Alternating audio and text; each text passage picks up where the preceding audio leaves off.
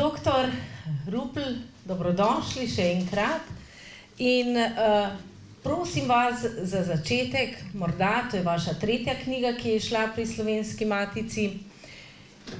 Zakaj naslov Podobe iz resničnosti? Tako zelo nas spominja na Cankarjeve Podobe iz sanj.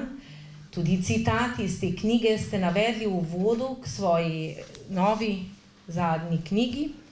In včasih se zdi, kot da so te podobe iz resničnosti, ki jih moramo živeti, prav tako hude, groteskne in nerazumne, kot tiste, o katerih je pisal Ivan Cankar. Kje so tu podobnosti podob in kje razhajanja? Ja, hvala lepa za dobrodošlico, prijazne besede in za to vprašanje, ki mi ni bilo postavljeno prvič. Na to vprašanje sem nekoč neki televizijski novinarki odgovoril, da saj veste, da sem bil celo leto pa pol direktor Agencije za knjigo, ko ste bili vi državna sekretarka na Ministrstvu za kulturo. No, sem rekel, da po mojem branju oziroma po mojem opisu je seveda podob iz sanj v slovenski književni proizvodnji zelo veliko, relativno malo pa je podob iz resničnosti. Zdaj, v bistvu sem hotel reči, spomnite se, da se knjige delijo tako na grobem na dva dela, na beletristiko in na stvarne knjige. Knjige, ki govorijo o resničnosti, oziroma ki so da tako rečem, preverljive na takšen drugačen način. Je pa po drugi strani tudi res, da čisto nedolžen glede podob iz sanj ta tekst ni. Tudi v tem tekstu je nekaj sanjskih prizorov, ki se upletajo v poročila bolj stvarne vrste. Če mi dovolite, bi mogoče na začetku jaz povedal, kako sem to knjigo koncipiral, da bomo morda več, kaj ne rečem, štofa za vprašanja. Glejte, ta knjiga je seveda osebno poročilo in sicer o 30 letih slovenske politike, o 30 letih v 35 poglavjih. Zdaj, jaz sem to knjigo pisal tudi nekoliko z mislijo na proslavljanje 30. obletnice neodvisnosti oziroma državnosti. Ampak potem so me nekateri prijatelji opozarjali, da preveč pišem in da bi morda še malo počakal z izidom te knjige. In v resnici je ta knjiga čakala nekaj časa, pa ne po zaslugi Slovenske matice, ampak tudi zato, ker sem jaz določene stvari spreminjal in tako naprej. No, v začetku sem jaz sam imel nekoliko, kaj ne rečem, zadržkov glede objavljanja avtorja, ki je direktor Javne agencije za knjigo. Ko sem odšel iz te agencije, ne bom govoril zakaj, so se mi ti zadržki nekako sprostili, jih ni več. To je, kot rečeno, neko osebno poročilo o teh 30 letih. Podnaslov je Od Šumja, kjer sem stanoval v tisti hiši, ki je danes ni več kot 50 let, do Valenčaka. Valenčak je pa v bistvu tista vila, ki je bila nekoč last nekega slovenskega poslovneža Valenčaka.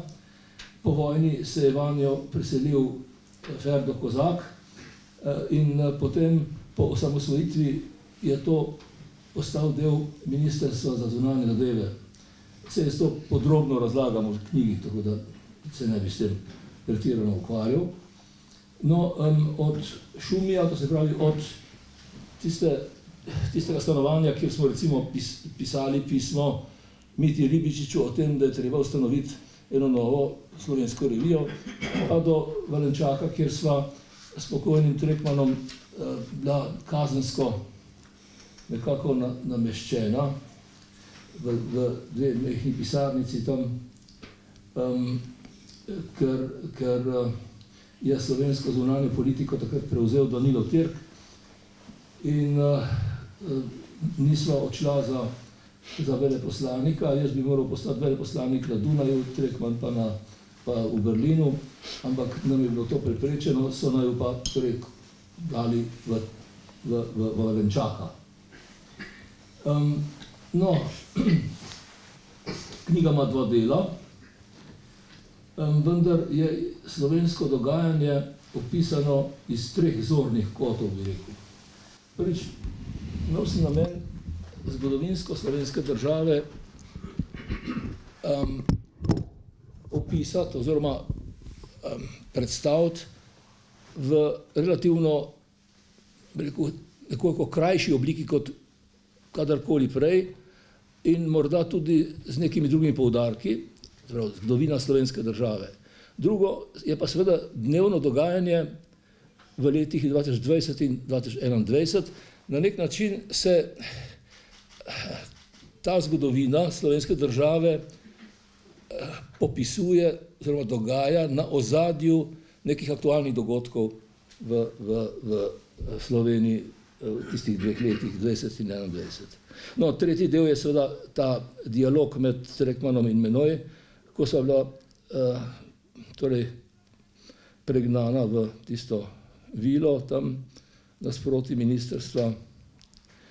To je neke sorte dislocirani obrat ministrstva za zunanje zadeve. No, zdaj, gre za zgodovino po koncu hladne vojne. In seveda v naslednjih 30 letih danes večkrat govorimo o tem, da je konec konca hladne vojne. In to se pravi, to obdobje od konca hladne vojne do konca hladne vojne najbrž je zanimivo, kajti v tem obdobju se skrivajo odgovori na vprašanja, zakaj je bilo to obdobje relativno kratko. Zdaj, zakaj je prišlo do konca hladne vojne, oziroma zakaj hladne vojne, konca hladne vojne ni več, ampak se je v bistvu ponovno začela. O tem najbrž ni treba posebej prepričevati. Gre za, med drugim gre za rusko-ukrajinsko vojno, ki je, da tako rečem,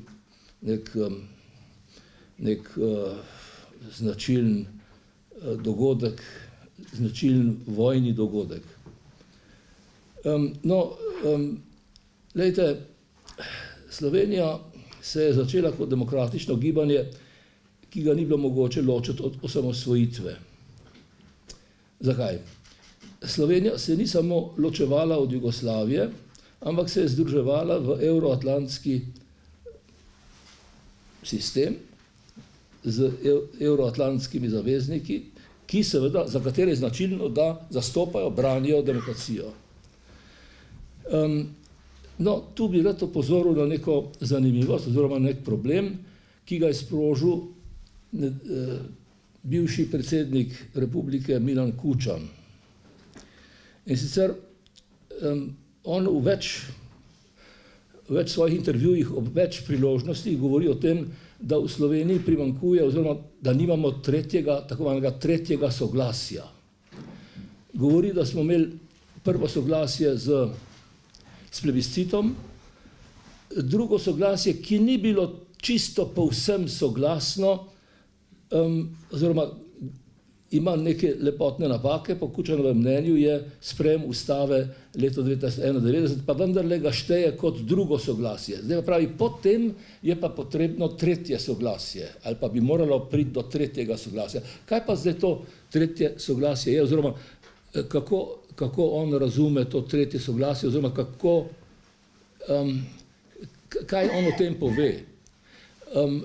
Torej, kot rečeno, v več intervjujih, več svojih nastopih govori o tem tretjem soglasju,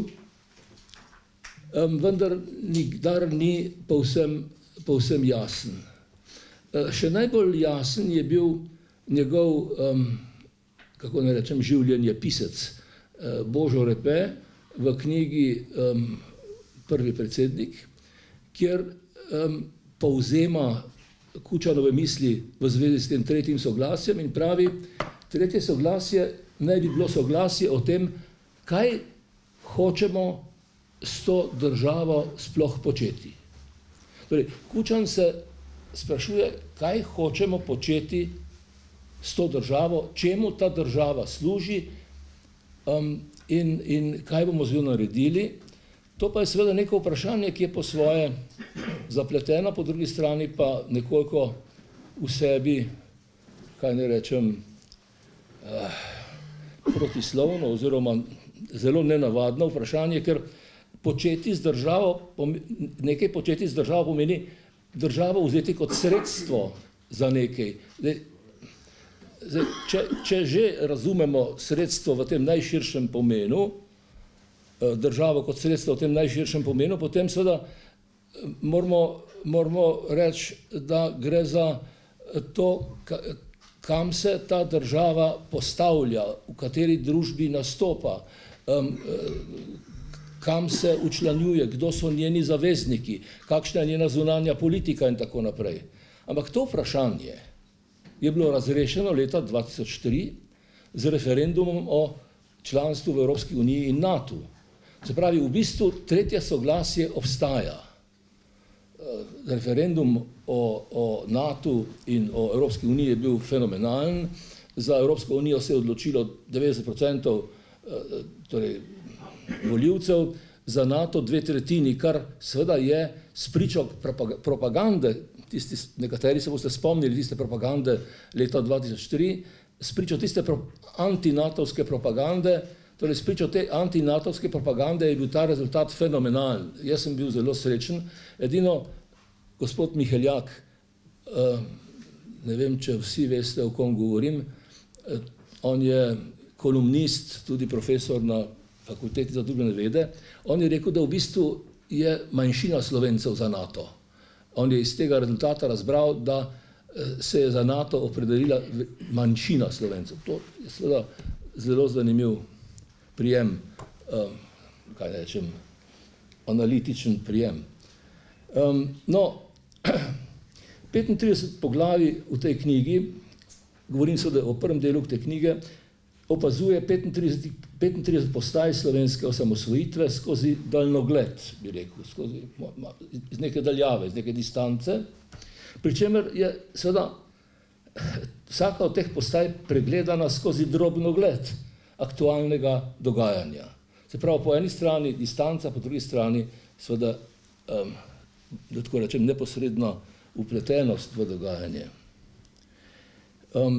Jaz bom potem, če bo kdo želel kakšne pojasnila, imam 2 citata pripravljena, sicer pa moram reči, da sem posebej zadovoljen, da se mi je v tej knjigi posrečilo povedati marsikaj v zvezi z našim predsedovanjem, oziroma mojim osebnim predsedovanjem Organizaciji za varnost in sodelovanje v Evropi leta 2005, ko sem v tej funkciji prepotoval celo ozemlje nekdanje Sovjetske zveze in obiskal vse države, ki so nastale po razpadu Sovjetske zveze.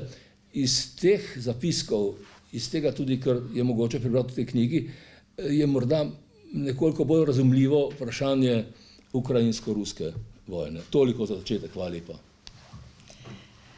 Hvala lepa.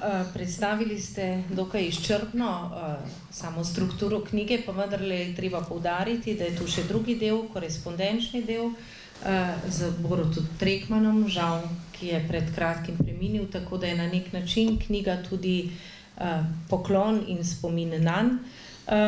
Za ta 2 dela bi lahko rekli, da si korespondirata in nasprotujeta po eni strani, če je prvi pogled skozi daljnogled, je drugi seveda pogled iz svoje lastne notrine, pa vendarle že sam podnaslov Od Šumija do Valenčaka govori, da tudi v ta pogled na osamosvojitev in 30 let samostojne Slovenije vnašate vedno osebno noto. To sta vendarle dve vaši življenjski postaji, Šumi in Valenčak. In zato moje vprašanje gospodu Bavčarju, koliko se zdi, da je potem prostora za resnično objektivni prikaz nekega časa in prostora in seveda vi ste bili soudeleženec tega dogajanja in morda najbolj kompetentni, da nekaj o tem, kako vendarle dr. Rupel s svojim pisanjem in svojimi spomini ustvarja neko objektivno podobo tistega časa in prostora, koliko je to uspel. Hvala lepa. Mi dva z Dimitrijem sva v tistih časih živela v različnih svetovih. Jaz sem bil izrazito, bom rekel, angažiran doma v vladi. Vodil sem projekt osamosvojitve od aprila 1991 dalje. Predtem sem koordiniral nekaj ključnih dogodkov v vladi, da ne govorim o času, ko sem delal v odboru, v opoziciji, ko smo ustvarjali, bom rekel, podlago za to, kar čemur danes pravimo osamosvojitev.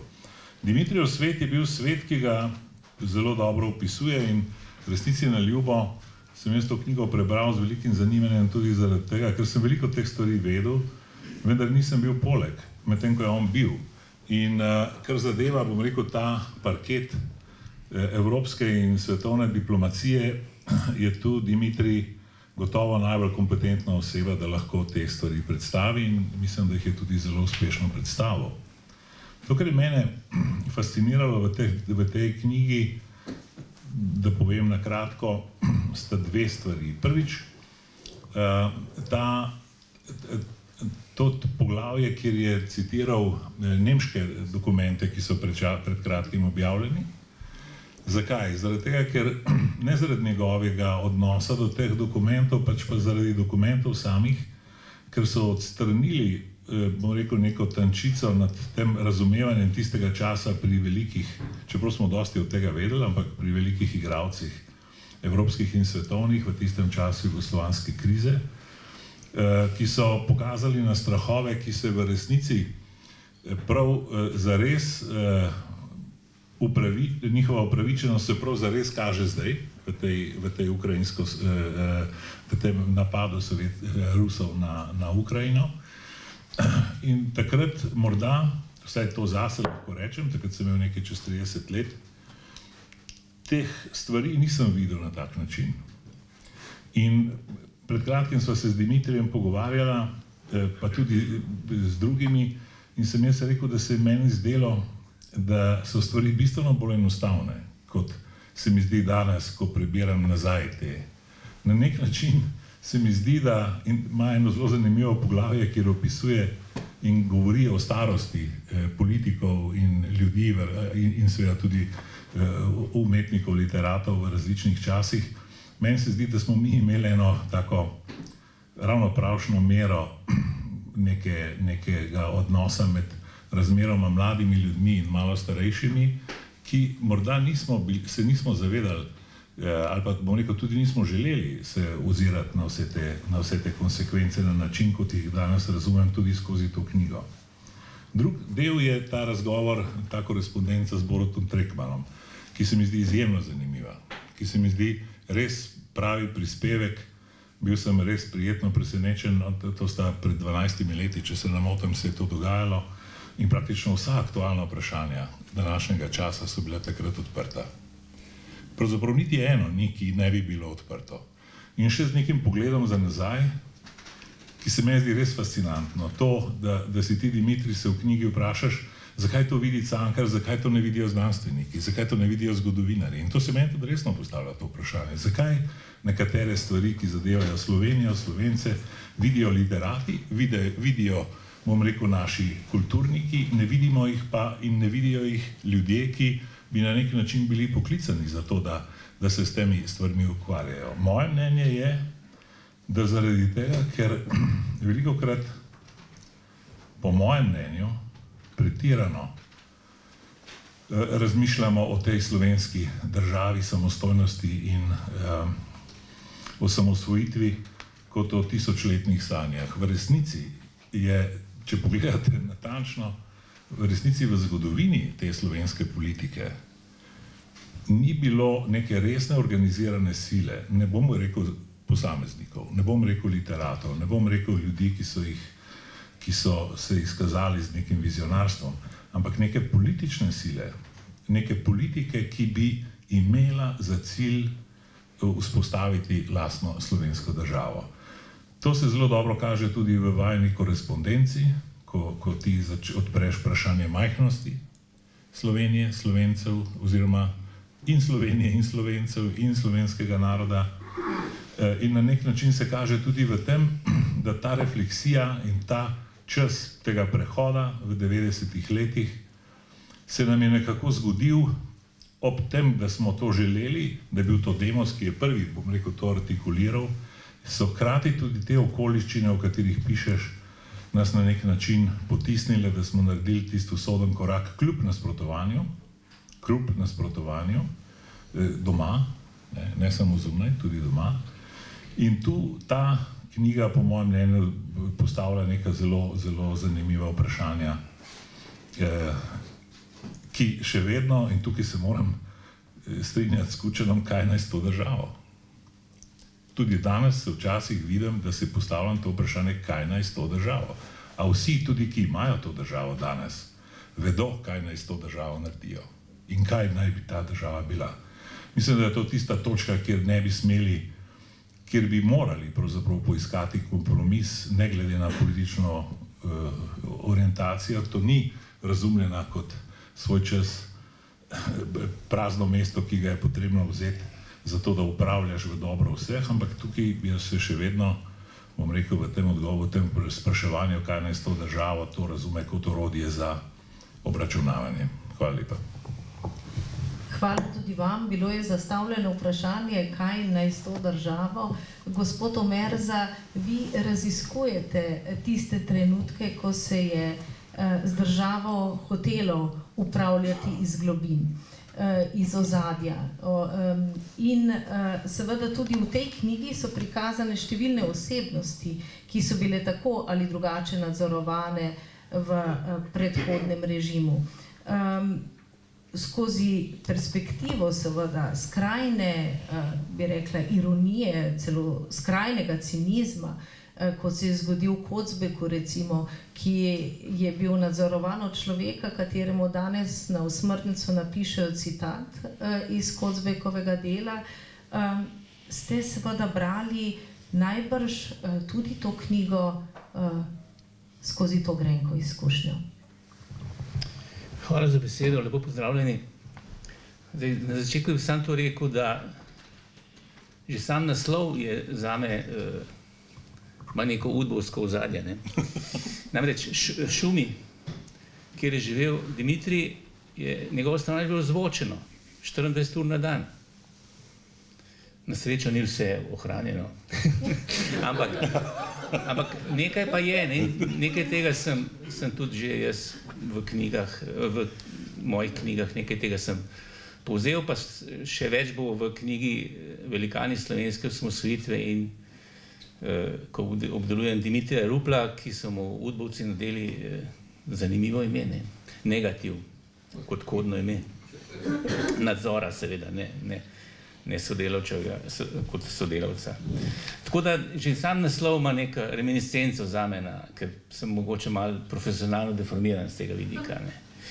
Drugače pa seveda je pa, kot recimo, sej že ta vlada, zdajšnja vlada je v nekaj mesecih svojega obstoja povzročila nek razkol in celo, jaz mislim, ne lih uničila temelje te države, ampak ogrozila temelje te države, ki bi mogli, namreč vsaka država bi mogla paziti na svoje temelje kot na punčico svojega očesa. In ne delati takih stvari, da se da, recimo, če kar naštevamo, vojaška počastitev pogreba človeka, ki je preganjal ljudi, ki so se zavzemali za samostojnost, Janeza Zemljariča.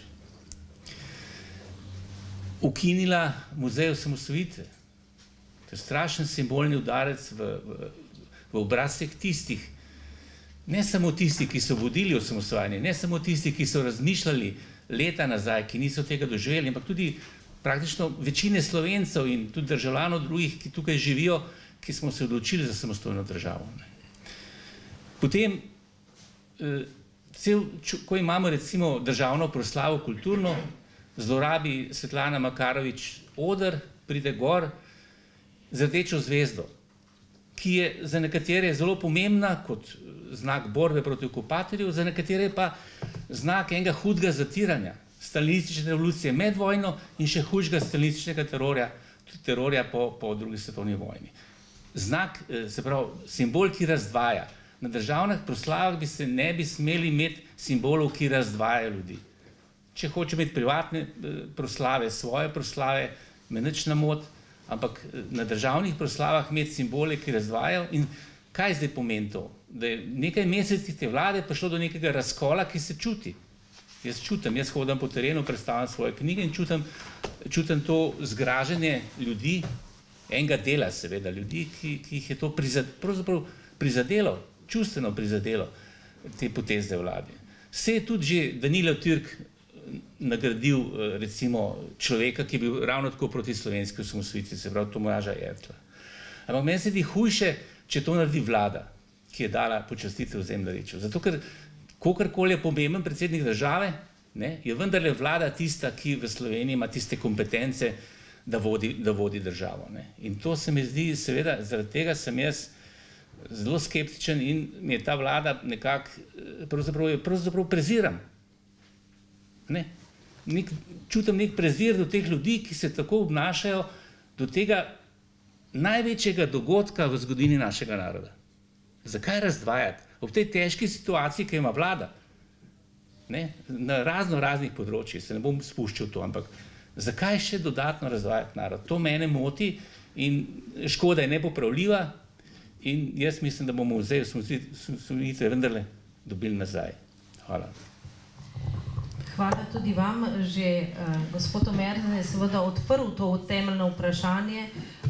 Vi pišete zgodbo o slovenski samostojnosti, o osamosvajanju in seveda samostojni Sloveniji na horizontu dejstva ali pa na pogorišču Muzeja slovenske osamosvojitve in pravzaprav se ob tem zastavlja vprašanje, da je treba morda to perspektivo od govorjenja o tistih, ki so imeli zasluge za osamosvojitev, usmeriti k temu, kaj je bilo morda v tem procesu storjenega napak, da se danes dogaja takšna degradacija slovenske osamosvojitve.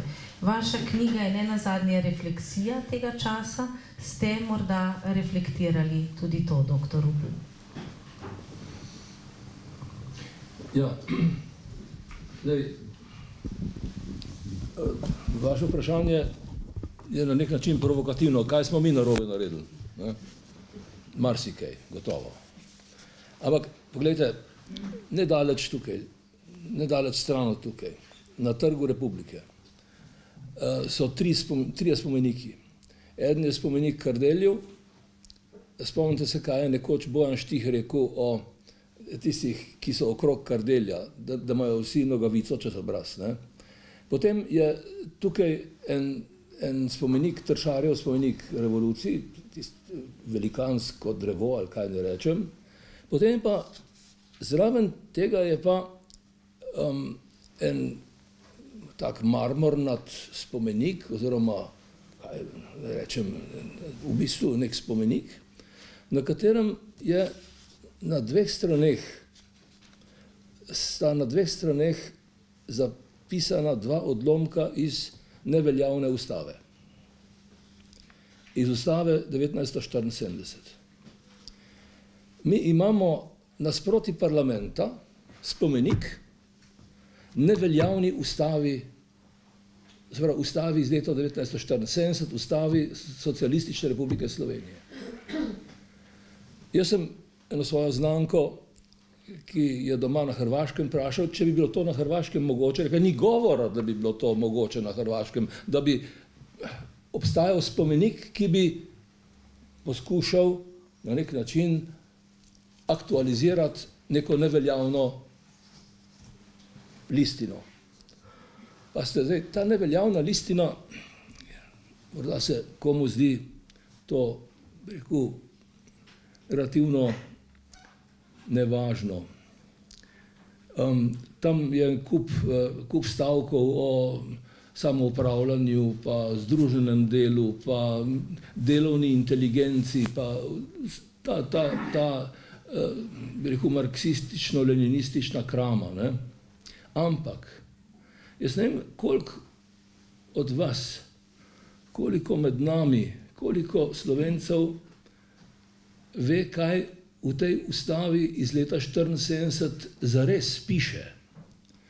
V uvodnih določbah oziroma uvodnih načelnih, rekel, tistih členih je govor o tem, in pa ste, to ni samo bilo v ustavi 1974, ampak tudi že v prejšnji ustavi 63. leta, je govor o tem, da je ta država namenjena temu, da bo ustvarila komunizem. Namesto sistema, ki nagrajuje po delu in po sposobnostih, bo nagrajevala po potrebah. To piše v ustavi.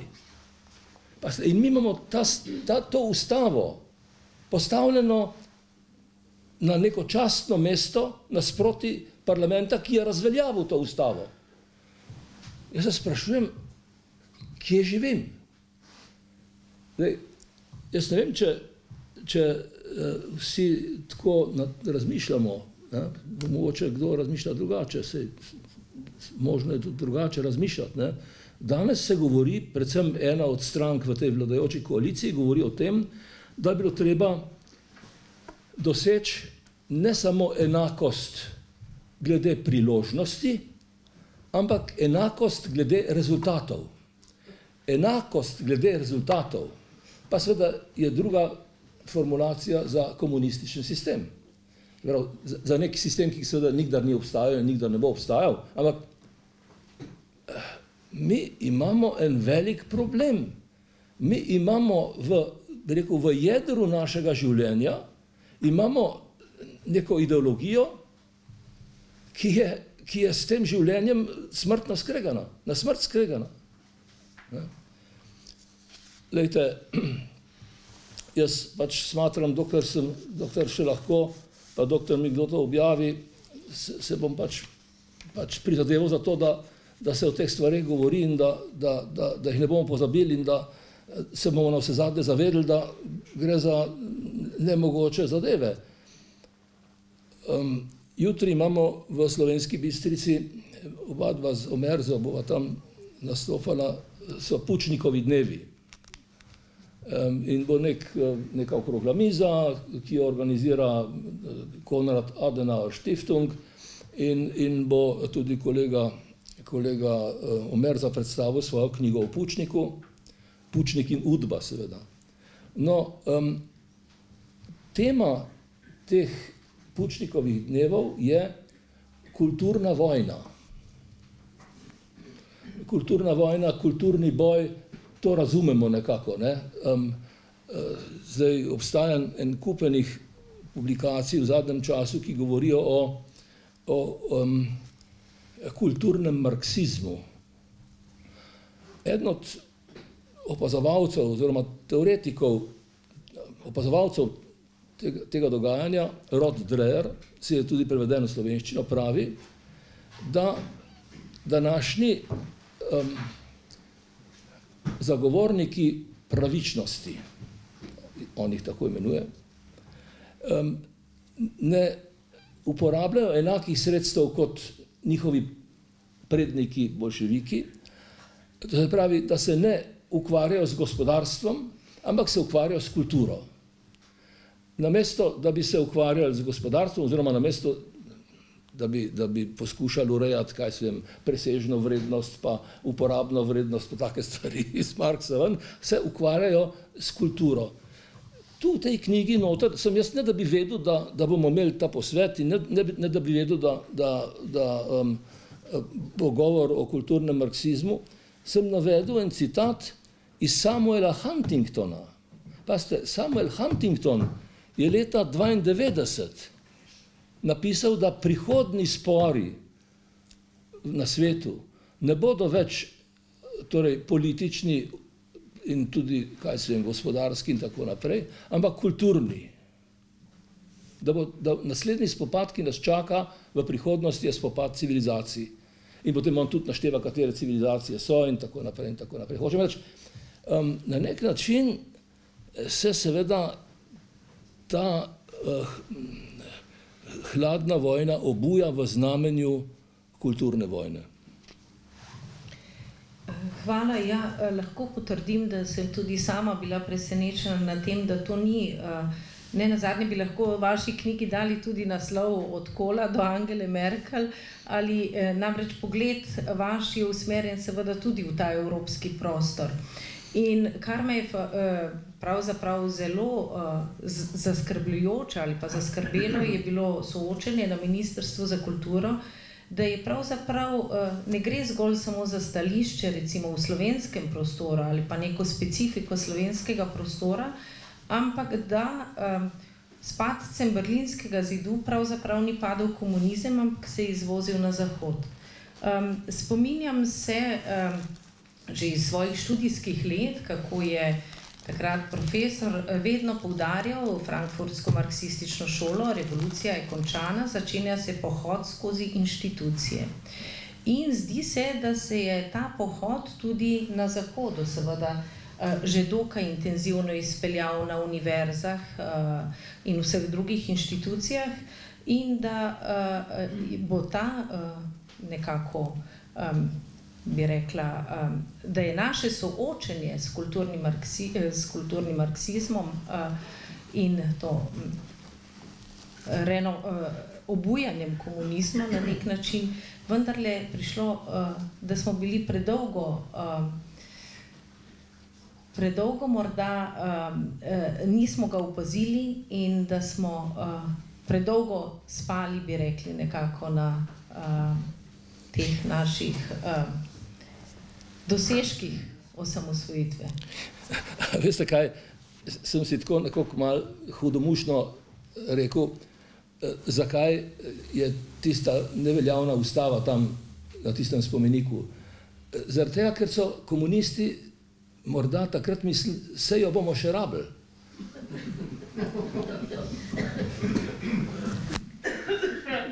Morda, da se obrnem ravno na to stran, to je izkušnjo obujanja komunizma oziroma na nek način njegovega prebivanja, bi rekla, tudi v zahodnem svetu, kako se pravzaprav soočati s tem.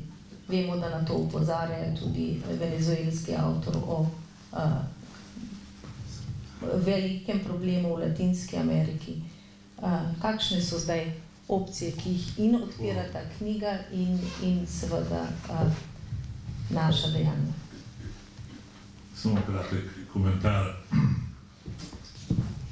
Poznam te zgodbe tudi o forumu Sao Paulo in tako naprej. To, kar se meni zdi zanimivo, jaz sem seveda otrok nekega socialističnega, marksističnega obdobja naših univerz, bil sem goreč marksist v svojih študentskih časih. In potem sem diplomiral sem iz Marksove kritike teorije vrednosti in 2 leti nisem mogel diplomirati in takrat sem me potem rešila te zagate, zato da sem lahko diplomiral 2 profesorja, Zdenko Rotar in Ernest Petrič. Toliko na kratko o tem. To pa, kar se meni zdi pomembno, je, kje je ta marksizem pustil, bom rekel, neko sled in je še zelo živ pri nas. To je ravno v odnosu do države. Namreč, marksistična teorija temelji na tem, da mora država odmreti. Da je seveda ta ustava, ki jo citira Dimitrij Rupel, je prežeta s to idejo samoupravljanja, neposredne vladavine delavskega razreda, ki seveda nima, bom rekel, vsega vedenja, zato je potrebna avantgarda in tako naprej. Ampak ta odnos do naše lastne države je v veliki meri pravzaprav posledica tega dolgotrajnega marksističnega izobraževanja in teh teorij o tem, da je država pravzaprav nekaj, kar mora odmreti. Jaz to vidim. Jaz sem bil dva mandata minister za evropske zadeve in sem se praktično ukvarjal z prenašanjem, bom rekel, evropskega pravnega reda v domačo prakso in tu smo imeli zelo velike težave. Namreč izkazalo se je, da pravzaprav ne razumemo natančno, kaj pomeni upravljati z eno tako entiteto, kot je država. In sem tukaj videl velikokrat zelo nazorno, da je pravzaprav ta odnos, ta negativen odnos do države, do inštitucij, do tega pravzaprav v veliki meri posledica te naše teorije, marksistične teorije. Tudi ta odnos, jaz imam neko svoje mnenje o tem, da je v tej slovenski zgodovini smo vedno iskali neko marelo ali pod Avstro-Ogrsko ali pod vse Jugoslavijami in tako naprej. In ta strah pred tem, kam gremo, ki se ga spominjam iz parlamenta, bomo jedli travo in tako naprej, to je bil neka stvarna zadrega. To ni bilo samo, bom rekel, neko priložnostno politično nasprotovanje tem našim zahtevam Demosovim, ampak to je bilo zelo praktičen strah. Tudi nastop predsednika Kučana v parlamentu pred tistimi ključnimi dogodki je bil del tega. Ni šlo zgolj za nagajanje, ki ga je potem prišlo do konca tudi v tem, kar ti, Dimitrij, pišeš dobro v tistem slovitem sestanku Ribičiča s Fasinom in Kučana, ki je rekel, ne boste dali te samostojnosti desnici. Ampak se mi zdi, da gre tukaj za en globi odnos, negativen odnos do države. Da bi nekdo drug, tu je seveda potem možno narediti vse naprej do teh vprašanj, ki jih odpirate s Streckmannom. In tukaj se mi zdi to res pomembno. Ker recimo danes mnogi pravijo, kaj pa je drugače, kot je bilo prej. Beograd in Bruselj sta enako, bom rekel, nevarna in zdaj se moramo tam pogajati, ker seveda na empirični ravni to ne drži. Niti to v Jugoslaviji, niti to v Bruslju, niti to v Beogradu in tako naprej. To je ta strah pred neko lastno odgovornostjo, vodenjem neke samostojne entitete in ima temelje v marksizmu. Morda, gospod Omerza, kaj je omenjal je dr. Rupel, seveda ohranjanje spomenikov, kateri mehanizmi pa so se v ozadju še ohranili, ki oživljajo tako pri nas, kot morda tudi v evropskem prostoru, seveda, ali pa ohranjajo, bolje rečeno, to idejo razgradnje države in komunizma? Dobro, kar se tiče marksizma, levice in tako naprej, je bila prisotna že prej na univerzah, tudi za časa obstoja, recimo Sovjetske zveze in teh satelitskih vzhodnih držav. So bili močni levičari na univerzah, ker je to privlačna ideja. Enostavno je privlačna ideja v svetu, ki neenakosti, ne med državami, med revni in tako naprej, bogati, znotraj držav. To so ideje, ki so zelo privlačne za en del populacije, ki so pa na nek način bilo boljše upravljanje države, da bi bile te neenakosti na nek socialni način odpravljene, ne z neko revolucijo ali pa z nekim uničenjem države ali pa uničenjem trga denarja in tako naprej, ker smo mi zagovarjali kot študenti. Mi smo rekli, ta socializem ni ta prav, imaš še trg, imaš denar, mi smo šli čez to, mi smo bili na liniji tega, rekel, ta pravega komunizma, ker imaš prva faza je po delu, druga faza je pa po potrebah, pa je pa čisti komunizem in srečen konc zgodovine. Kot študenti je bilo to privlačno. Živeli smo tudi v takem režimu, ki smo te stvari lahko brali, ampak to je bilo že za ta režim tudi preveč, zato so oni tudi govorili o anarho-levičarjih in tako naprej. Ampak oni so pa dali v to ustavo ta končni cilj in s tem so upravičevali, saj mi gremo proti temu končnemu cilju. Seveda so skozi stopice praktično na istem mestu, ravno tako je bila eksploatacija delavcev v socializmu, kot je bila v kapitalizmu in tako naprej, in še danes to isto. Tako da, kar se tiče pa tega ohranjanja, bi rekel, jaz mislim, da je to zelo na personalni ravni ta ohranjanje, bi rekel, enega spomina na prejšnjo, nostalgije, če hočemo, na prejšnjo državo, ne. Jaz mislim, da je največji, mene imajo za hudega desničara, zato ker raziskujem udbo. Ne. Jaz sem nehal v politiko kot liberalc, ne. In zdaj danes težko danes je malo zmešano vse te pojmi, ne. Ampak jaz sem desničar, hud desničar, Tekavčičeva je rekla, da so Janša, Bavčar, Omerza najhujši desničari, ne. In zakaj bi bil jaz desničar, če raziskujem tajno politično policijo? Ne? Se pravi, nekomu to ne odgovarja. Ne? Veste, jaz mislim, da je glavni to, kar ne odgovarja to ozadje, ki ga mi ne vidimo. Ne? Vse ti ljudje so pravzaprav zombiji, živijo med nami, pa ne vemo, da so bili ne udbaši, ne da so bili sodelavci, nekaj jih poznamo, ne? Ampak večine pa ne, ker je večina dokumentacije uničene. In zdaj imate vi tisoče in tisoče sodelavcev, udbe, ki ne marajo, da se brska po udbi. Zakaj? Da ne bi izplavala njihova imena. Ne? Zakaj smo imeli 2 referenduma, da se meni osebno zaprejo arhivi? 2 referenduma za enega človeka. Meni je sram zaradi tega, nisem ponosen na to. Ne?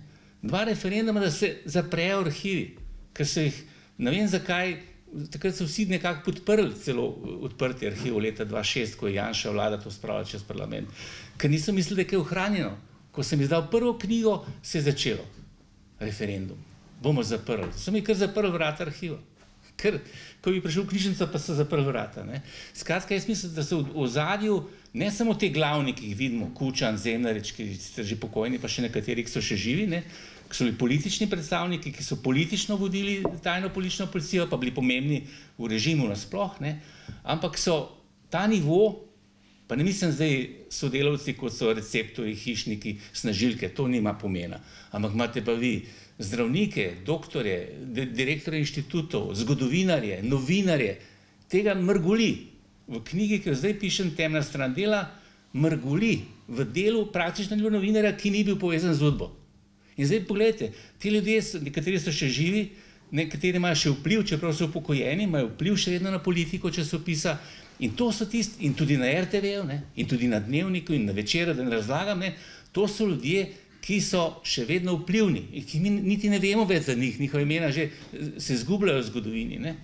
Ampak jaz jih še vedno vidim v pismih bralcev, jih vidim na nekih seansah, ki jih imajo, obujajo spomine in tako naprej. To je tista, bi rekel, ena podstat, bi rekel, skrivna podstat, ki jo jaz ne morem zdaj čist do konca razčistiti, ker nimam svoje udbe, pa je nočem imeti, ne. Ampak pojavne oblike so mi pa jasne. Ne, ta, bi rekel, ta nekak preprečevanje, v redu, obsodimo ta režim, recimo, ne, ampak ne pa zdaj preveč brskati potem, pa imena pa sploh ne, Bog ne daj. V enem od pisem bolj Trekman odgovarja Dimitriju Ruplu in se mi zdi res. Nekateri deli so naravnost fascinantni. In mu pove o nekem dogodku, ki mu je bil ali priča, ali pa mu je nekdo pripovedoval, ko je Kardel bil na eni večerji. In je cel večer razlagal, kako, kam grejo, ne vem, ta trenutek se ne spomnim, kdo je še vse bil takrat na tisti večerji, ampak Kardel, ki je seveda govoril v glavnem on je bil znan potem, da si težko prišel do besede, je na koncu rekel, tako pravi Trekman, se je zamislil sam nad seboj, nad vsem tem, kar je tam razložil in povedal in je bil navdušen pravzaprav nad tem svojim predavanjem na tej večeri, drugi so lahko vsaj jedli, in je rekel, škoda, ker nismo komunisti nesmrtni. In mislim, to se mi zdi tako genijalen stavek. Mislim, to se mi zdi naravnost in v resnici niso nesmrtni, so nesmrtni. Če danes pogledate vse to, kar se dogaja, vse to živi.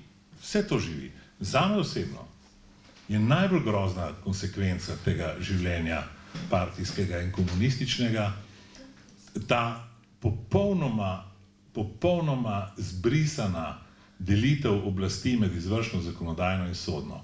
Če te ne dobijo na zakonodajni, te dobijo na izvršni, če te ne dobijo na izvršni, te dobijo na sodni. Hvala za ta intermezzo, izvolite. Ja, glejte, stvar je zagonetna. Vprašanja so resna in veliko jih je. Eno vprašanje, ki je, da tako rečem, podlaga tega, ker jaz zdaj razmišljam, pa tudi kar pišem v tej knjigi, je, zdaj, 90% Slovencev je leta 90 glasovalo na plebiscitu za samostojno državo in tako naprej in tako naprej. Zdaj, danes pa slišimo, vidimo izjave proti tej državi in navsezadnje zanikanje dosežkov plebiscita in tega, kar je bilo narejeno v 30 letih. A so to zdaj tisti isti ljudje, ki so glasovali za državo, so se zdaj premislili po 30 letih? Jaz mislim, da gotovo so kakšni taki, ki so se premislili, ampak to je zdaj druga generacija. Generacija, ki danes protestira, ki uporablja isti jezik, kot so ga uporabljali v starem režimu pred 50 leti, ta generacija seveda osamosvojitve ni doživela, je v tej osamosvojitvi slabo informirana. Po drugi strani so ideje, kot je povedal prej Omerza, privlačne, enostavne, predvsem se jih da zelo hitro zapomniti. Veste, filozofija ni zelo enostavna veda, ampak marksizem v glavnih obrisih je pa precej enostaven. In naučiti se ga in to ponavljati in na tem vztrajati in tako naprej je preprosto, relativno preprosto, in zaradi tega imamo mi danes situacijo, kakršna je. To so otroci tistih, ki so glasovali za Slovenijo, ali pa naslednja generacija tistih, torej naslednja od tistih, ki so glasovali za Slovenijo, zdaj glasuje proti Sloveniji. Glasuje pa proti Sloveniji zaradi nevednosti, neinformiranosti in zaradi privlačnosti teh idej, če tako rečem. Hvala, odprli ste kar nekaj teh vprašanj. Seveda najprej glede tega, naj povem, vi govorite o zapiranju arhivov v Sloveniji, vi v tej knjigi, tudi zato je dragocena, objavite kar nekaj arhivskega gradiva, tudi mednarodnega ali pa dokumentov, ki so po 30 letih zdaj dostopni in možni za objavo. Tako da tudi skozi to sliko morda odlično izrišete, kako je Evropa dovoljevala oziroma kako se je spreminjalo njeno nagnjenje do samostojne ali nesamostojne Slovenije, kar je tudi seveda posebno poglavje in pomembno v tej knjigi, zato sem morda nekoliko prešla k temu. Seveda pa na drugi strani ste odprli zdaj pravkar tudi vprašanje, kako s tako knjigo priti do nove generacije, priti do mladih, kako v tej diktaturi medijev, ki seveda sami odločajo o tem, kaj bodo objavili in ki jih danes ni tukaj, razen izjemne ene same televizije, kako pravzaprav priti do te generacije? Izvolite. Glejte, najprej bi to rekel. Mi smo danes dejansko v hladni vojni. Torej, najbolje ukrajinsko-ruski spor razumejo tisti, ki so doživeli nekaj podobnega leta 1991. Kajti elementov skupnih imata torej slovensko-jugoslovanska in ukrajinsko-ruska zgodba, zelo veliko skupnih elementov. Zdaj, kar se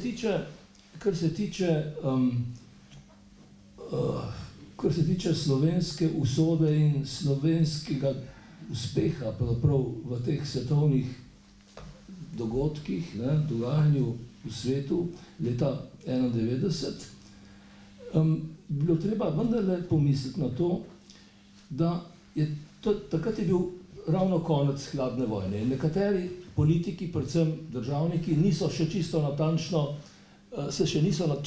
odločili, kako ne ravnajo. Ne vem, nekateri se boste spomnili, gotovo se boste nekateri spomnili, kako so Francozi in Angleži ugovarjali združitvi Nemčiji. kako so imeli zadržke glede torej, razpada Sovjetske zveze in Jugoslavije in tako naprej. Zapisnik, ki ga citira gospa Fridlova, to so sestanki, oziroma pogovori tedanjega predsednika Združenih držav Amerike, Georgea Busha starejšega, praktično z vsemi evropskimi državniki.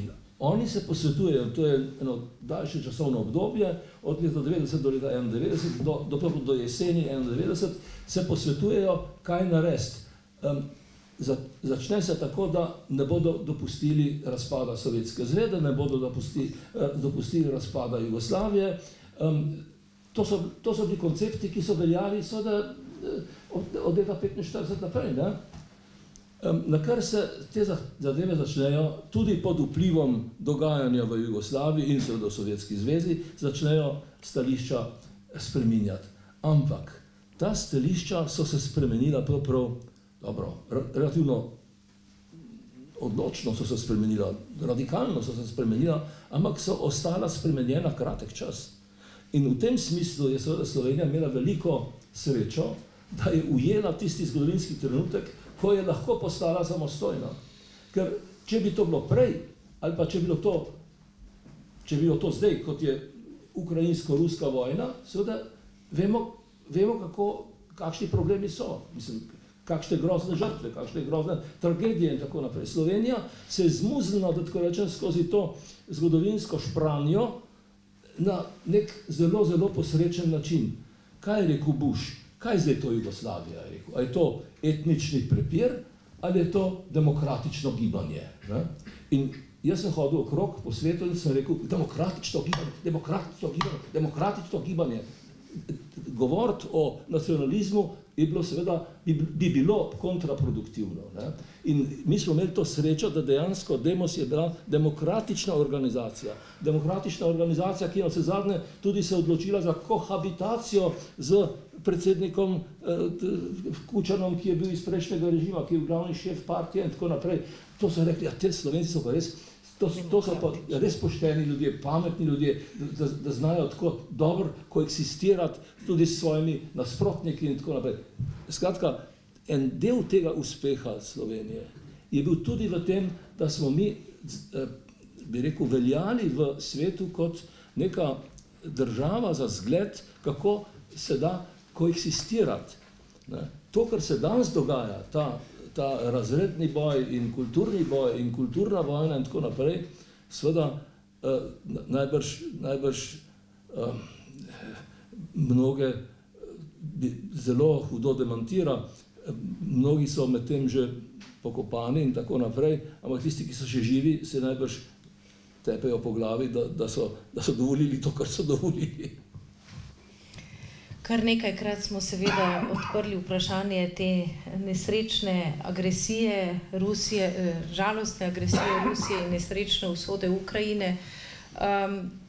Se zdi, da v vaši knjigi, zlasti tudi že v pisanju, dopisovanju z Borutom Trekmanom, nakazujete na neke konflikte, ki so nerazrešeni in ki se lahko zgodijo.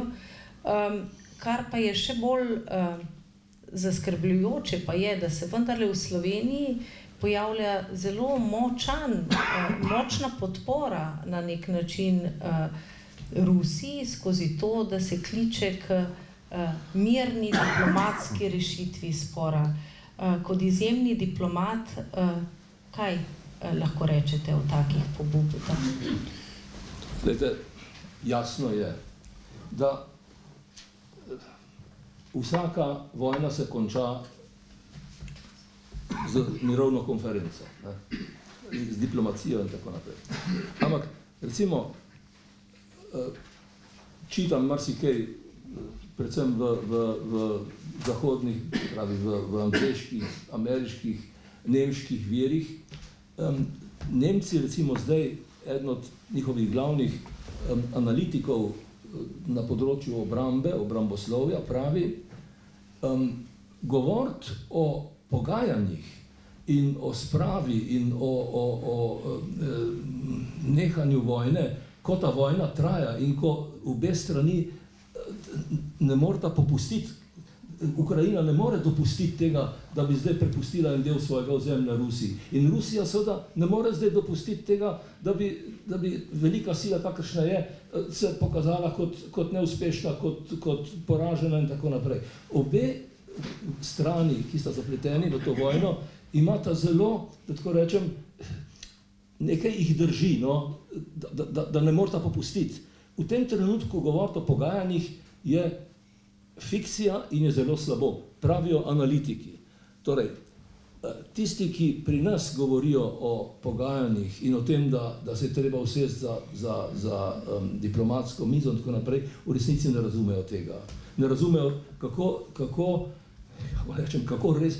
resna vprašanja so tu v tej vojni odprta. Seveda se bo ta vojna končala.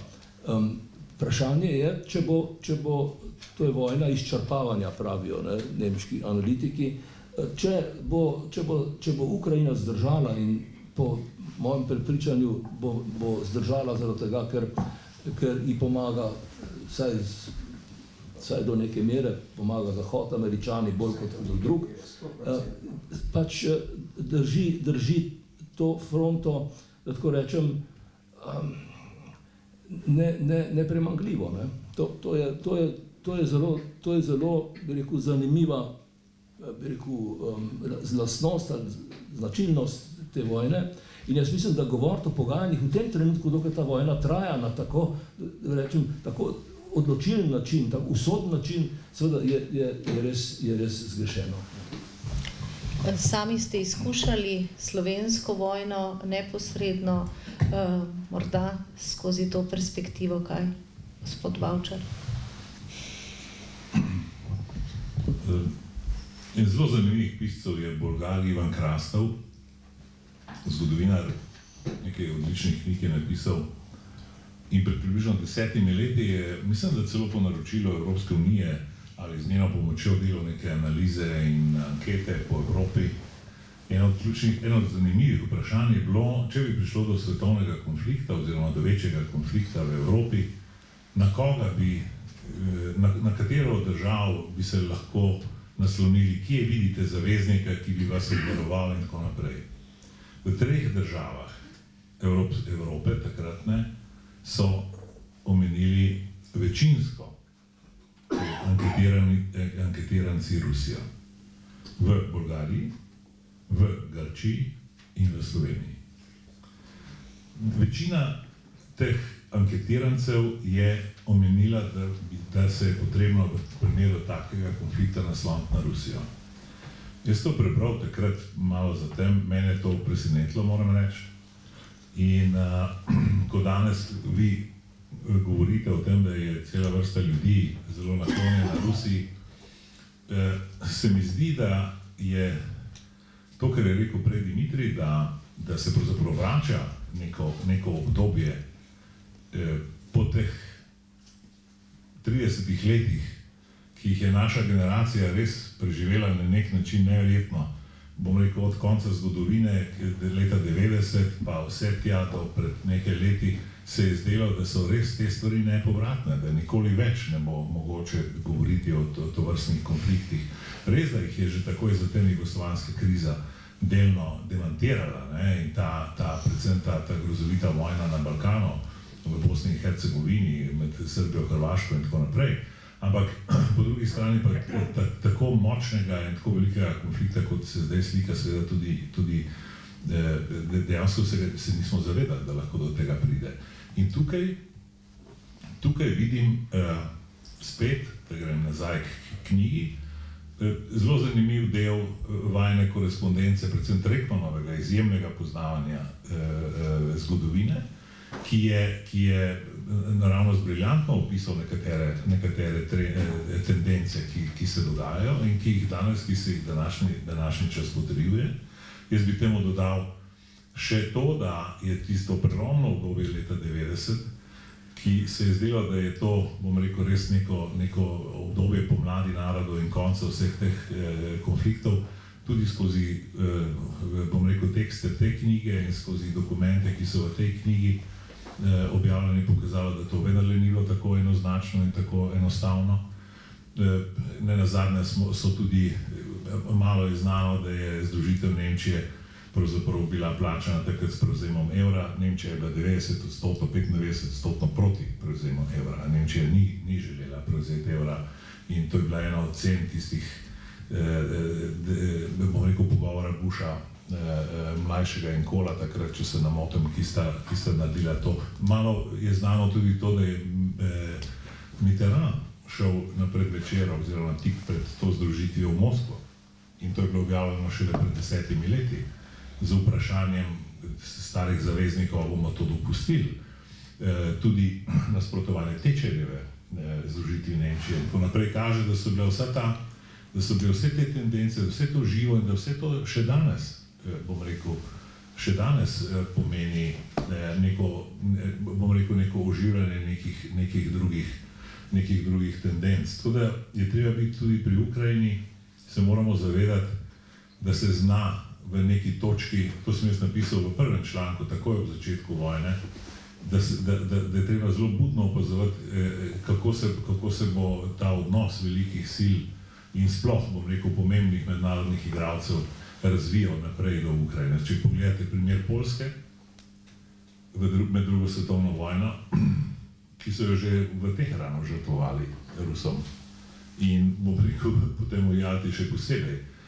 Kljub temu, da je Churchill ves čas si prizadeval za to, da bi na nek način popravil to in na koncu celo ukazal svojemu generalštabu, da pripravi ta sloviti načrt Unthinkable, ki je bil v bistvu načrt za napad na Sovjetsko zvezo.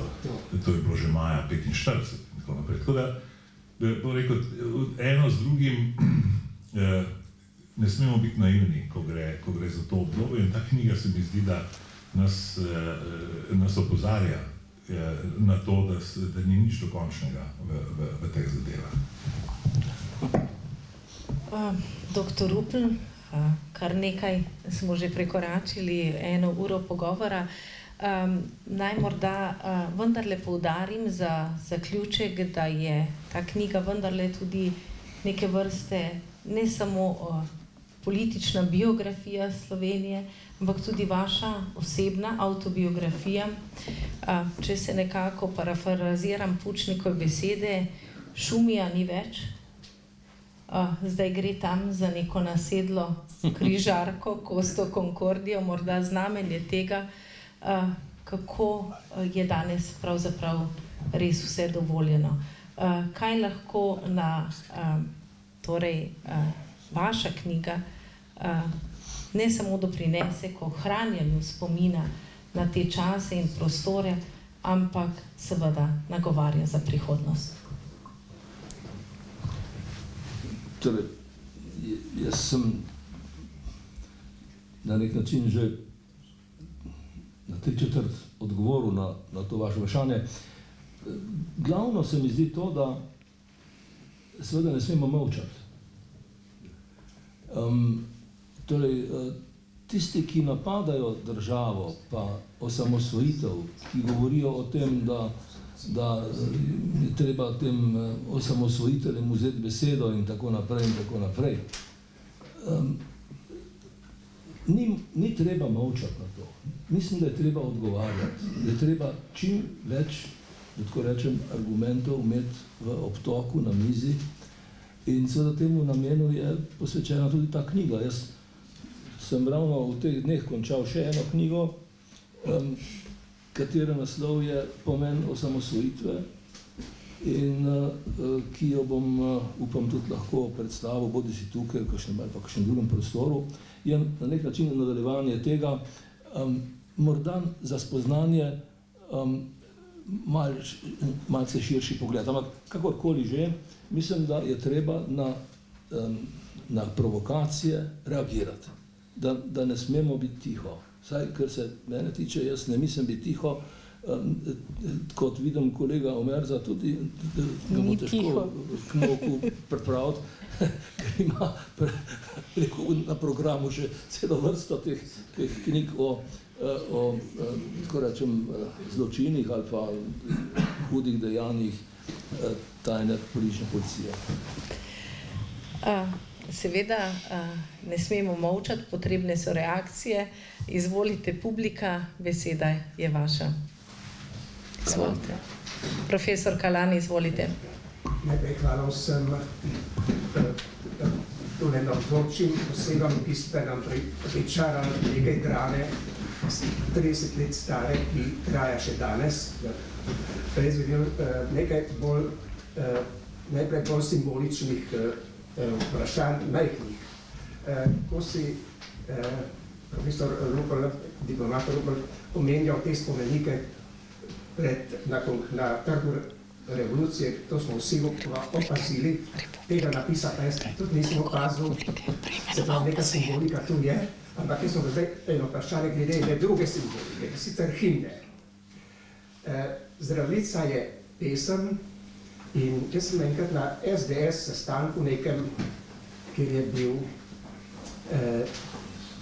tudi Simoniti navzoč in sem rekel, zakaj ste vzeli samo eno kitico za himno, ker je tako malo besed, bi morala biti saj še tista o Slovanih, vsi naj se roke sežejo, recimo to je Trijada, Minsk, Kijev, Moskva, niso tako zelo daleč narazen. In tudi z vidika predstavitve, recimo če športniki nastopijo, zadnja kitica, sedma, je tako kratka, kot tista pesem, mislim, da je Strnišova Oblački na nebu, tako se vam mudi in tako dalje. In morajo ta prvo, ker pesem je v več kiticah,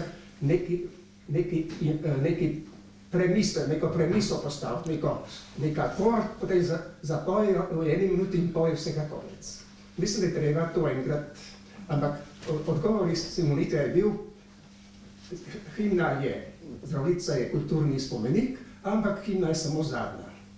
Samo vsi narodi, kaj je pa z nami, to je bilo vse drugo vprašanje, kako je s suverenostjo v institucijah, to je dolgo vprašanje, o tem niti ne bi, ampak to me najbolj žuli, kako je s suverenostjo Republike Slovenije v odnosu do EU in v odnosu do NATO. Rad bi pa en komentar k temu, kako da je ob osamosvojitvi, so rekli, je bil govor tudi o mejah. In je bilo rečeno, da Republika Slovenija ima meje kakor SFRJ. Jaz sem bil v svoji pedagoški praksi tudi priložnost, da sem poučeval Ustavo SFRJ na gimnaziji v Idriji, pa v Kamniku. In tam smo se pogovarjali, da SFRJ nima določenih meja. Natančno. To so mi povedali Primorci v Idriji, se pravi Novogoričani in tako. In ko je bila skupščina razglasila samostojnost, sem se jaz spomnil na nekega slavista, ki je o tem govoril, mislim, da je tam tudi Suderman, tiščakist, pa tudi slavist, znano ime, da ni meja s Hrvaško določena. In evo, nastal je mejni spor. Se pravi, ki je zdaj vse v reševanju s tistim junction, ki pomeni samo spoj in tako dalje. To je eno vprašanje in to mislim, da je do tisto, kakrat odločitev bi morala biti bolj previdna, da tako rečemo. In tako je to. Tretja stvar pa je glede ukrajinsko-ruskega spora. Mislim, da je tu marsikaj o dejstvu, ki se ne omenjajo. Nekatera se pa non-stop ponavljajo. Mislim pa, da z vidika Slovenije bi morali čimprej ukiniti prepoved delovanja kulturne inštituta za kulturo, rusko kulturo v Ljubljani. Torej, jaz upam, da imamo vsi skupaj še 3 ure časa, da ta vprašanja temeljito odgovorimo. No, a se slišimo? No, za šalo. Drugač pa, na kratko, kar zadeva mejo s Hrvaško. Seveda, meja s Hrvaško ni tak velik problem na kopnem, ampak je problem predvsem na morju. To se misli, samo na morju. Zato, ker je pač, kaj ne rečem, položaj Slovenije vizavi morju, vizavi Jadranu, tako zelo nesrečen, da so vsi profesori, s katerimi sem jaz govoril, mednarodnega prava in tako naprej, so rekli, tukaj bo zelo težko kaj doseči, ker je, da tako rečem, ni mednarodno pravo govori o tem, da je dostop do mednarodnih voda določen z skrajnimi točkami sosednjih držav in te skrajne točke nas ne pripeljejo, oziroma ta teorija nas ne pripelje na odprto morje, ampak nas pripelje v hrvaške teritorialne vode. Zdaj, možno bi bilo, seveda, če bi bili takrat nekoliko bolj, kaj ne rečem, spretni, to je bila, jaz mislim, da Drnovšek Račan sporazum ni bil tako slab, ker je v bistvu pripeljal odprto morje noter in je v bistvu bil dostop Slovenije do odprtega morja po svojem morju.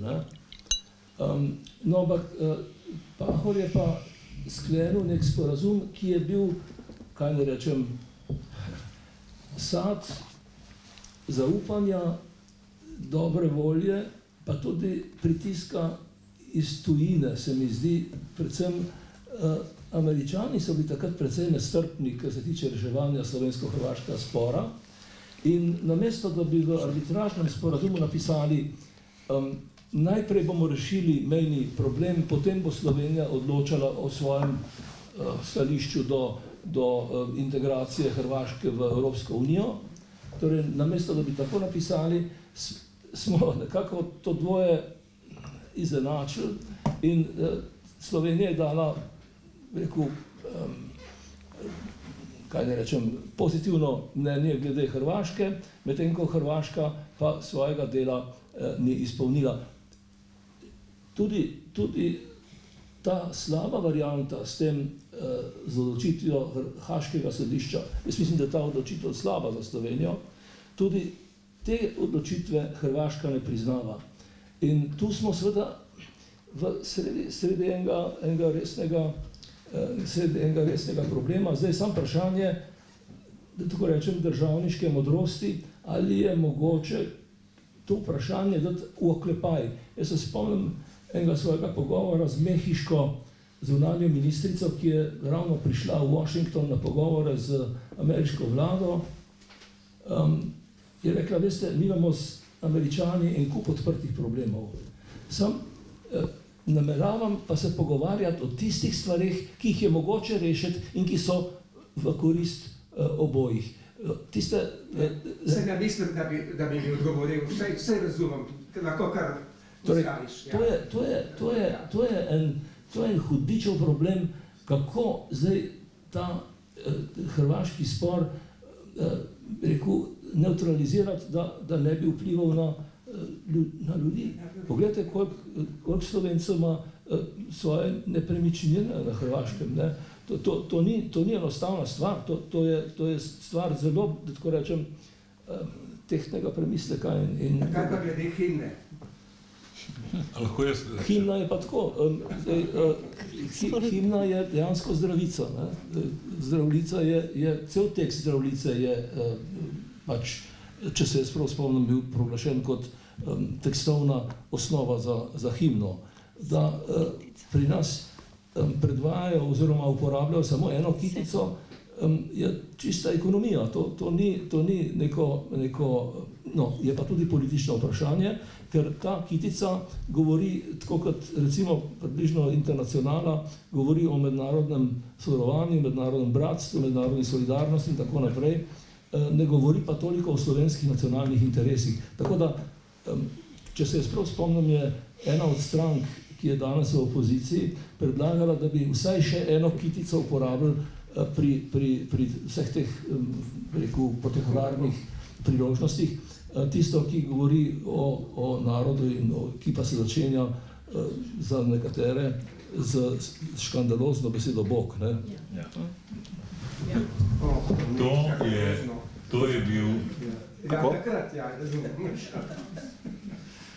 Tako kot je Dimitrij Rupel razlagal po svetu, da se gremo demokracijo in da je dokaz za to kohabitacija s bivšim predsednikom partije, tako je v veliki večini nastala ta država v tistih ključnih trenutkih, ko smo jo proglasili, ravno tako kot rezultat v tistih urah pravzaprav nekega kompromisa in zelo šibke večine Demosa, ki je enostavno ni mogla spraviti skozi stvari, ki jih je hotela.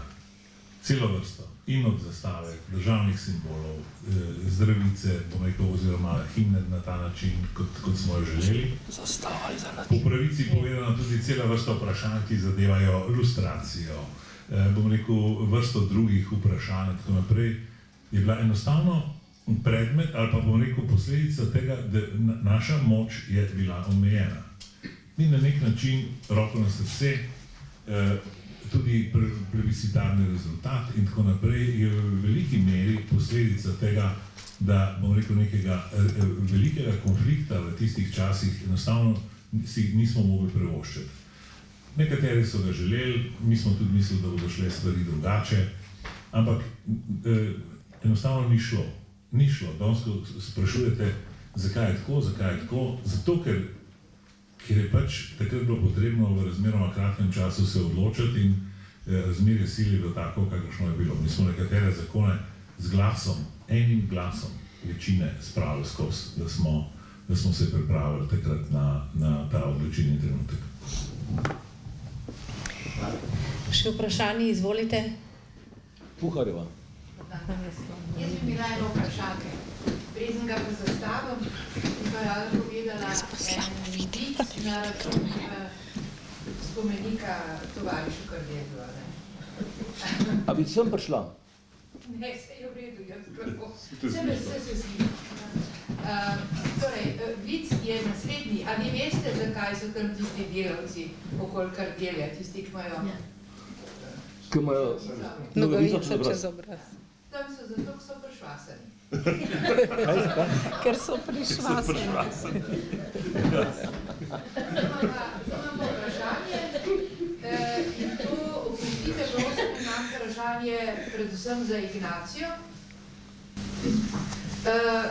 Ko sem poslušala te tehtne besede o slovenskem odnosu do države in do pomena držav in kaj to je in kakšen je naš šibek odnos do tega, sem si rekla, da je organizacija, kot je Slovenska matica, kot ustvarjena za to, da deluje v smeri večjega spoštovanja države, večjega znanja o vsem tem, kaj nudi, kaj se je z njo dogajalo, zakaj se je dogajalo in tako naprej.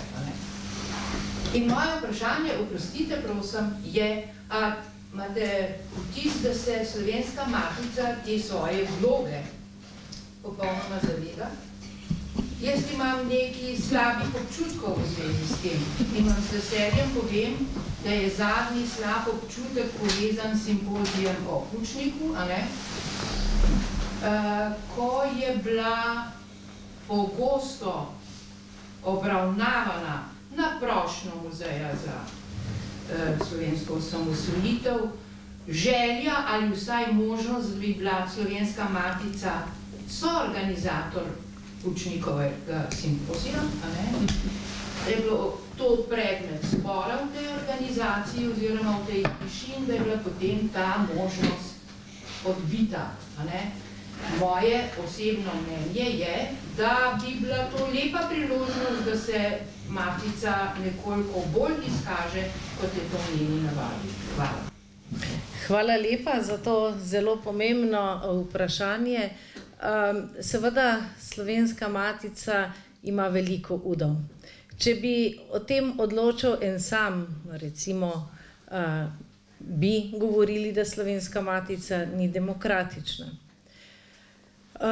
Seveda pa sama v svoji vlogi, kolikor lahko in kolikor smem, vsak trenutek poudarjam in opozarjam, da je 160 let zgodovine Slovenske matice Zaveza, da je Slovenska matica temeljna institucija, ki mora vsak trenutek ohranjati slovenski jezik, kulturo, znanost, omiko, zgodovino in tako dalje. Kar zadeva konkretno vprašanje, sem se zato tudi sama osebno zavzela, da se prvotna odločitev, da Slovenska matica ne bo soorganizatorka simpozija o Jožetu Pučniku, da se ponovno obravnava takoj, ko sem prišla znova v septembru na Slovensko matico.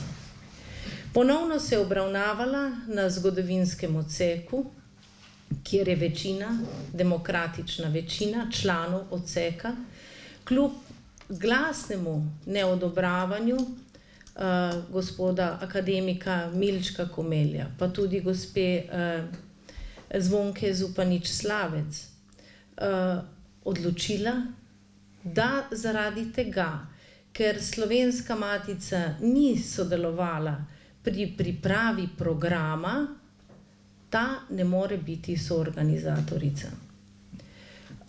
Opozarjala sem, da je to sramota za Slovensko matico, opozarjali so tudi nekatere druge sodelavke na to, tudi gospa Katja Kleindienst, ki je tu prisotna, ampak seveda to je cena demokratičnega odločanja. Žal. Vsekakor pa moram poudariti, da si bom v prihodnje tudi v svojem programu, ki sem ga predložila, vedno prizadevala za to, da bo tu odprt prostor za vse, predvsem pa za Slovenijo, slovenski jezik, slovensko kulturo in seveda slovensko besedo in najpomembnejše osebnosti slovenske zgodovine. Lahko sem nekaj vem. To se drži, ampak zgodovinari so na odseku trdili, da Jože Pučnik za našo osamosvojitev ni pomemben in da je kasneje nekako prišel zraven. So smo morali ostati. To je bilo rečeno. Samo nekaj. Samo čisto zraven. Jaz bom jutri predstavil knjigo Jože Pučnik in Udba. V njej je stotine dokumentov, ki še nikoli niso bili objavljeni. Ta arhiv je odprt od leta 2006. Zakaj ob stotinjah slovenskih zgodovinarjev, jaz kot nezgodoviniar, predstavljati stotine in stotine dokumentov, ki so odprti in ki jih niče od zgodovinarjev ne povoha? Zakaj moram jaz to narediti?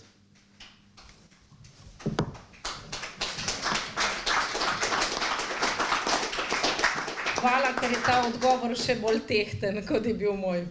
Morda še kakšno vprašanje? Potem pa vas seveda vabim, da kljub temam, ki so bile težke, včasih tudi grenke, pa se vabim na kozarček, ki vas čaka zunaj, da seveda skupaj nazdravimo novi knjigi doktorja Rupla in seveda tudi naši Sloveniji, pa morda tudi zdravljici. Med nami imamo imenitnega interpreta Prešernove zdravljice, gospoda Kuntnerja, če morda on zaključi ta večer.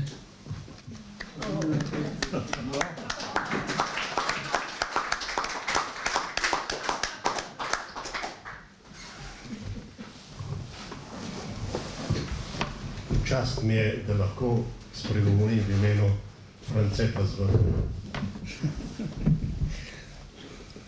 Kadar hočem sam več povedati, kar sam zmorem, bolj povem zdravljico, ali pa kakega Cankarja. Dovolite pa, da se najprej zahvalim vsem vam, ki ste to govorili danes, ker ste mi tako odpirali oziroma potrdili moje pesniško ranjeno dušo,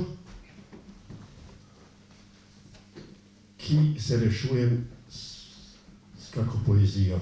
Imam slučajno tu, bi lahko tudi eno prebral, ki bi vse to povedal, ker so tu govorili, ampak bom zdravljico povedal in prej tudi vse. In gremo k vinu bolj. Prijatelji, obrodile so trte vince na sladko, ki nam oživlja žile, srce razjasni in oko ki utopi vse skrbi. V potrtih prsih up budi. Komu najprej veselo zdravljico, bratje, čmo zapet? Bog našo nam deželo, Bog živi. Ves slovenski svet, brate, vse, kar nas je sinov, sloveče mater. V sovražnike z oblako rotune našega trešči grom. Prost, ko je bil čakal naprej, naj bo Slovencev dom, naj z rubenih ruke si spone. Kje je še teže? Edinost. Sreča, sprava. Sprava, k nam ne nazaj se vrnejo. Otrok, kar ima slava, vsi naj si v roke sežejo, te oblast.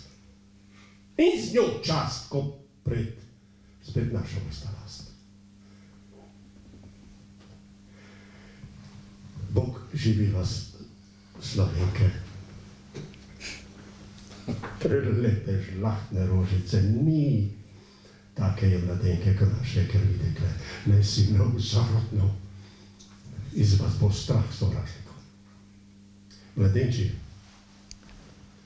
zdaj se pije zdravljica vaša, vi, naš up, ljubezni domačije, noben naj vam ne usmrti strup, ker zdaj vas, kakor nas, jo srčno praviti kliče čas.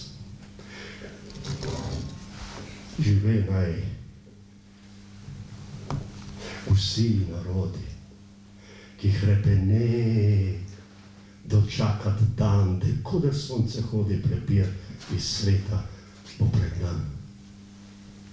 Da rojak prost bo vsak, ne vrat, le sosed bo mejak. Na zadnje še prijatelji. Kozarce zase vzdignimo, ker smo zato se zbratli, ker dobro v srcu mislimo. Dokaj dni ne živi Bog, kar nas dobrih je videti.